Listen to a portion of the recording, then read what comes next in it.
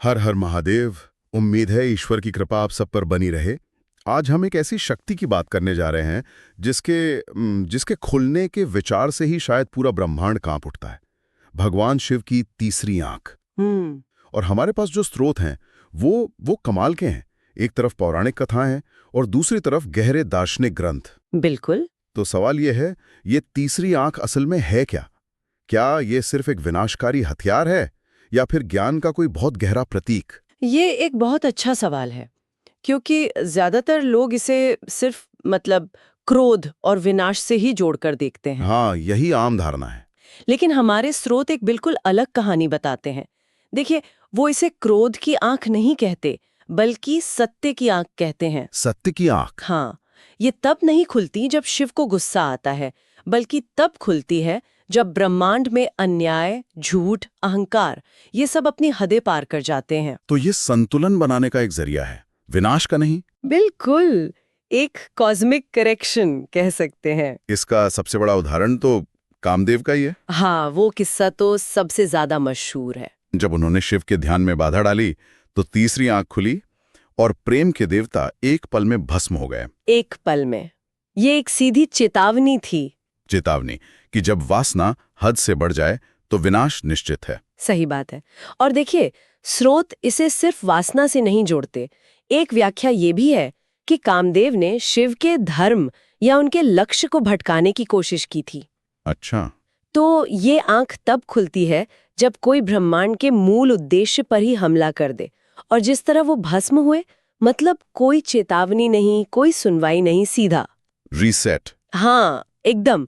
ये शक्ति कोई मोलभाव नहीं करती। तो ये उस हर चीज को जला देती है जो हमें हमारे रास्ते से भटकाती हैं। लेकिन एक सवाल है, क्या ये एक सचेत निर्णय है? क्या शिव इसे अपनी मर्जी से खोलते हैं या ये एक अनैच्छिक प्रक्रिया है? ये एक बहुत ही दिलचस्प बहस है। अगर आप पौराणिक कथाओं को देखें तो ऐसा लगता है कि एक अनैच्छिक प्रतिक्रिया है, जैसे ऊर्जा का विस्फोट। हाँ, ऊर्जा का एक ऐसा विस्फोट जिसे रोका नहीं जा सकता जब संतुलन बिगड़ता है। लेकिन योग और तंत्र के ग्रंथ कुछ और कहते हैं। वो क्या कहते हैं? वो कहते हैं कि तीसरी आंख का खुलना ज्ञान की चरम अवस्था है, जहां एक योगी का अपनी ऊर्जा पर पूरा नियंत्रण होता है। तो ये दोनों हो सकता है? शायद ब्रह्मांड के लिए एक अनैच्छिक प्रतिक्रिया और एक योगी के लिए परम नियंत्रण की स्थिति। मैंने एक स्रोत में एक और बड़ी दिलचस्प बात पढ़ी।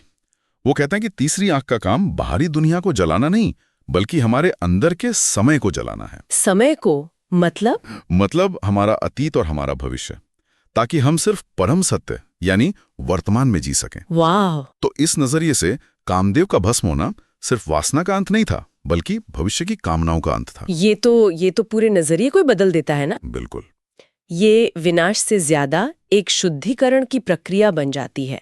ज्यादातर स्रोत इसे सत्य और ज्ञान की आंख कहते हैं, लेकिन कुछ पुराने तंत्र ग्रंथों में इसे लय की आंख भी कहा गया है। लय की आंख? हाँ, इसका खुलना सिर्फ बुराई का अंत नहीं है, ये एक पूरे युग का, एक पूरे चक्र का अंत है, ताकि एक नया चक्र शुरू हो सके। तो ये जजमेंट डे नहीं, बल्कि एक कॉस्मिक रीसेट बटन जैसा है। बिल्कुल सही। तो इन सभी स्रोतों को खंगालने के बाद हम किस नतीजे पर पहुंचते हैं? अगर आज ही आंख खुले तो क्या दुनिया खत्म हो जाएगी? स्रोतों के हिसाब से देखें तो दुनिया शायद खत्म हो जाएगी, लेकिन सिर्फ वो दुनिया जो भ्रम, अज्ञान और अधर्म पर टिकी है। उस दिन न कोई देवता बचेगा, न कोई दानव, सिर्फ सत्य रहेगा। तो असली सवाल ये नहीं है कि हमें शिव की तीसरी आंख से डरना चाहिए। नहीं, सवाल ये है कि क्या हमें उन हालातों से डरना चाहिए जो उसे खुलने पर मजबूर कर दें। बिल्कुल सही। डर उस दिन से होना चाहिए जब उसे खुलने की नौबत आ जाए, क्योंकि जैसा कि एक स्रोत में लिखा है, तब विनाश नहीं होगा, केवल न्याय होगा। और ये हमें एक आखिरी विचार के साथ छोड़ जाता है। क्या?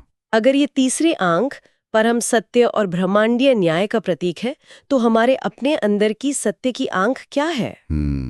और अगर वो खुल जाए तो वो हम हमारे कौन से अज्ञान, अहंकार और भ्रम को भस्म कर दे।